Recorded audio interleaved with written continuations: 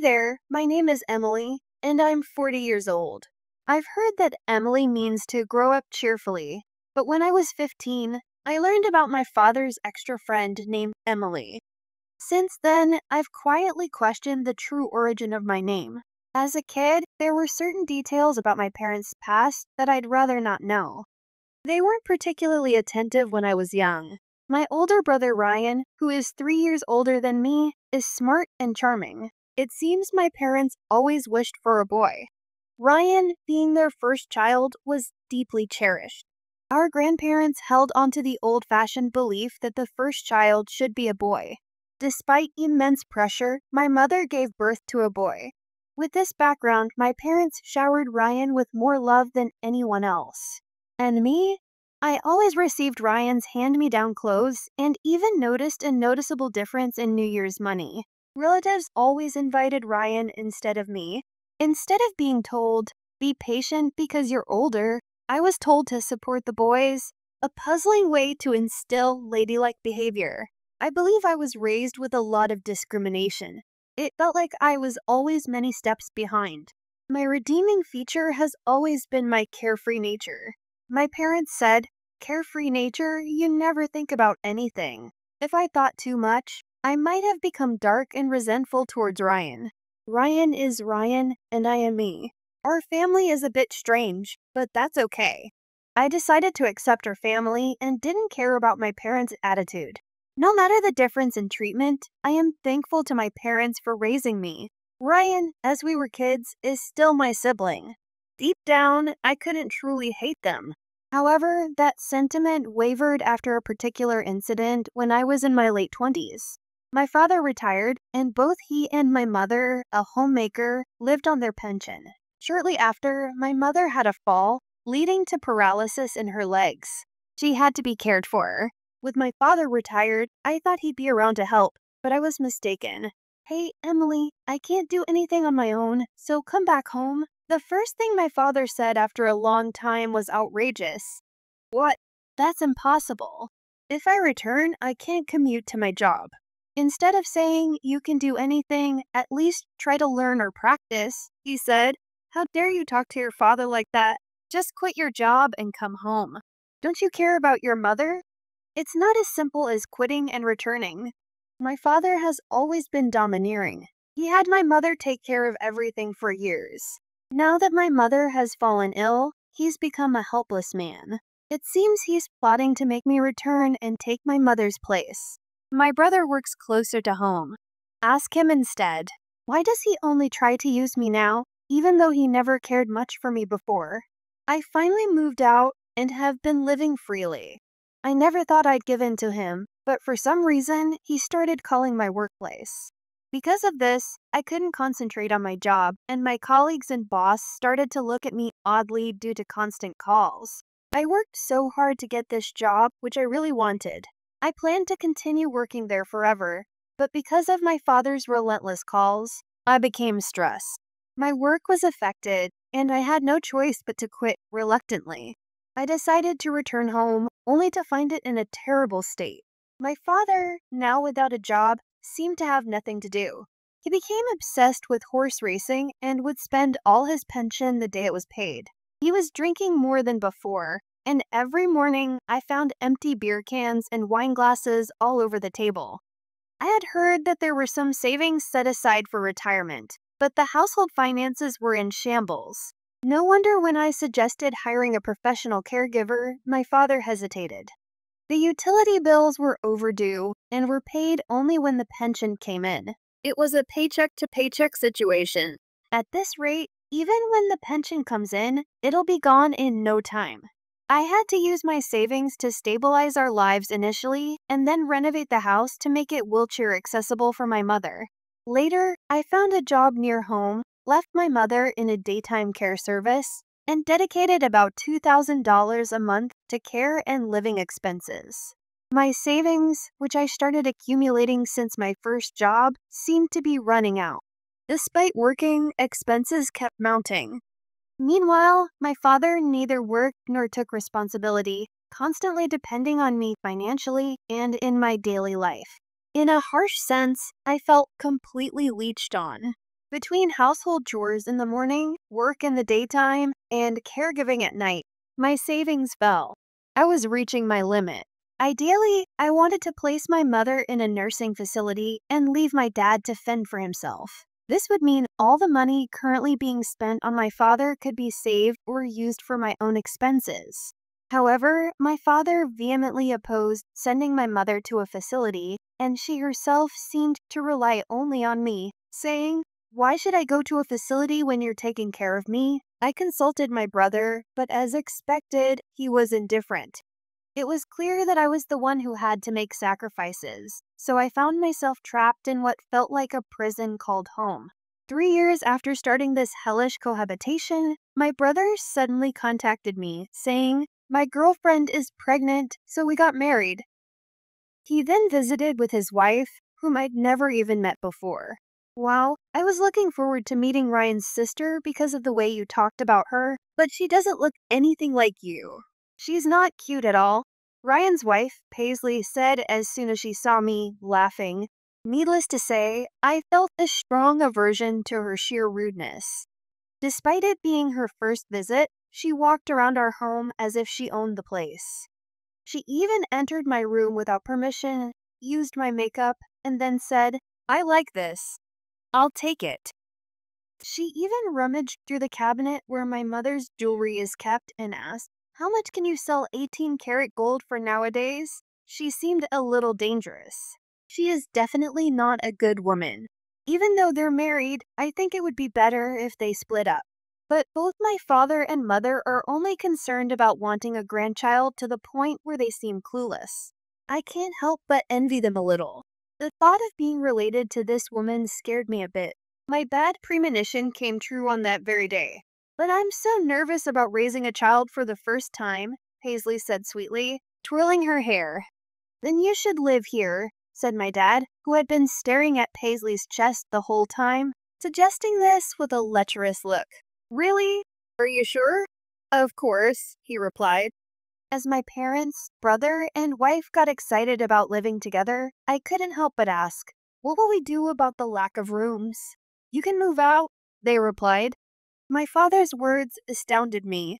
"That's a good idea. You should hurry up and leave." "Can you move out soon?"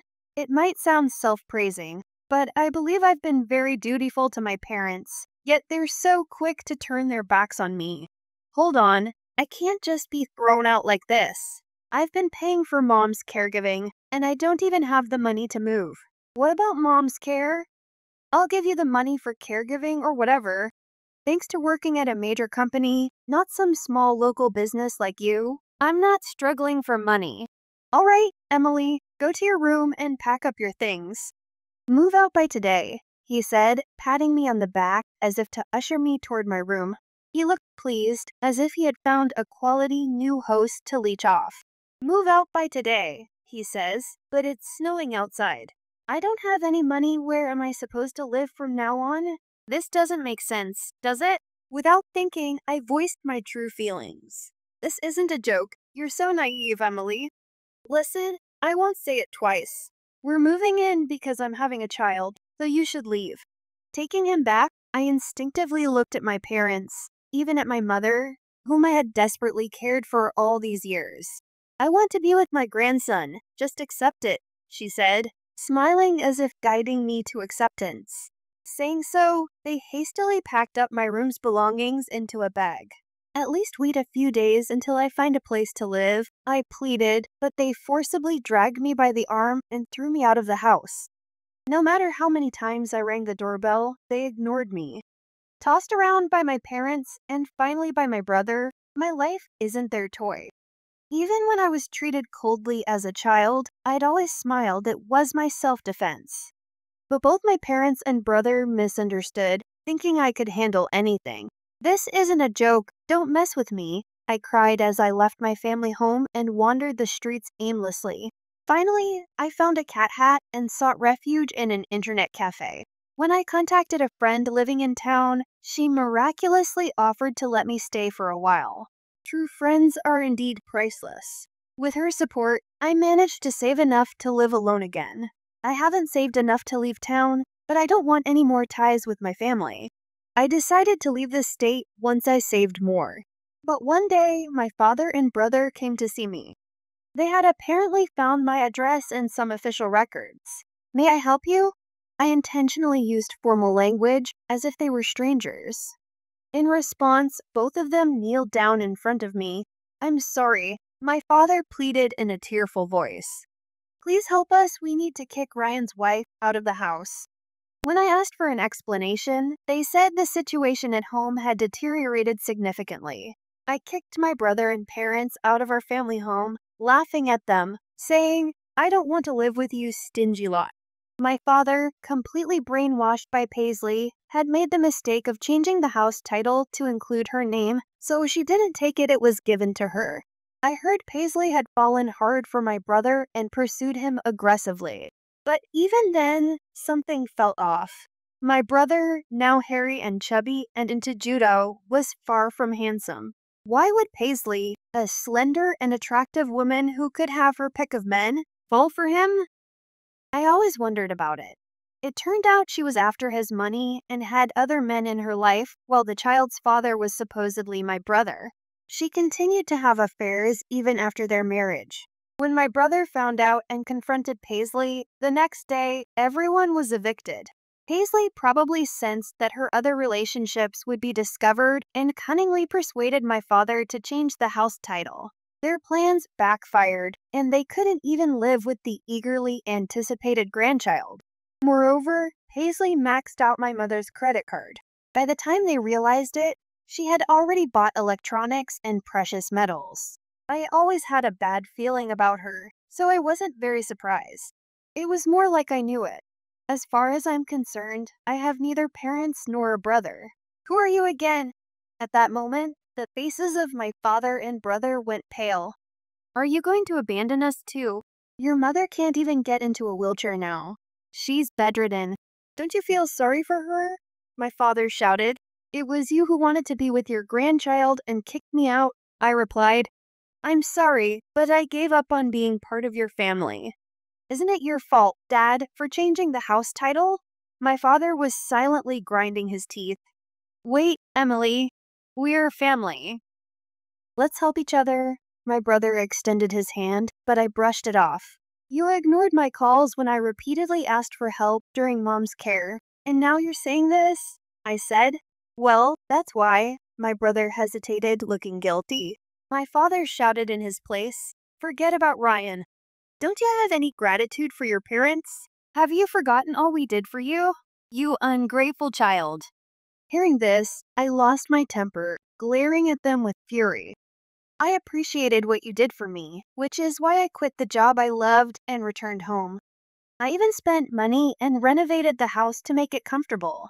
I put up with so much, yet because of your selfishness, I was kicked out.